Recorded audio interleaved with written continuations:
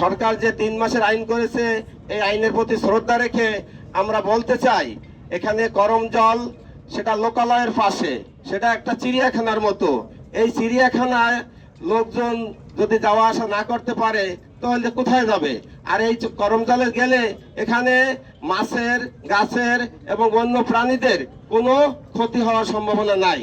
এই করমজলের পাশ দিয়ে এখানে মাদার ভেসেল জাহাজ চলে, নৌবাহিনীর জাহাজ চলে, কোস্টার চলে, তেলের ট্যাঙ্কার চলে, কোস্টগার্ডের জাহাজ চলে এবং বড় বড় ভারী যানবাহন চলে।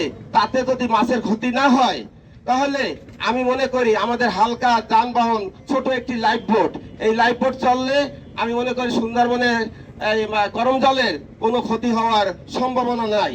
আমরা এই সরকার জনগণের সরকার ম্যান্ডেট নিয়ে তারা প্রতিনিধিত্ব করতেছে। আমরা সরকারের প্রতি আহ্বান জানাচ্ছি, এই সুন্দরবনের খালি করমজলটা আমাদেরকে যদি উন্মুক্ত রাখা হয় তাহলে এখানে 1500 মাঝি আছে, 1500 মাঝি প্লাস 1500 পরিবার এবং ব্যবসায়ীরা আছে, তারাও এখানে জড়িত। আজকে যদি এই মানবিক দিক বিবেচনা করে এখানে যদি করমজলটা খুলে দেওয়া হয় তাহলে দেশের বিভিন্ন জায়গা থেকে পর্যটকরা আসবে এবং তারা একটু আনন্দ বিনোদন করতে পারবে করমজলে। এটা চিড়িয়াখানার মতো, এটা কিন্তু সুন্দরবনের আওতার ভিতর পড়ে না।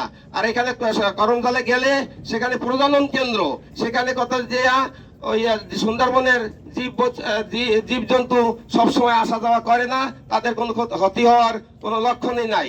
আজকে যদি এখানে বিভিন্ন জায়গায় মাছের জেলেদের বন্ধ করে দিলে কিন্তু সেখানে তাদেরকে সাহায্য করা হয় সরকারের তরফ থেকে।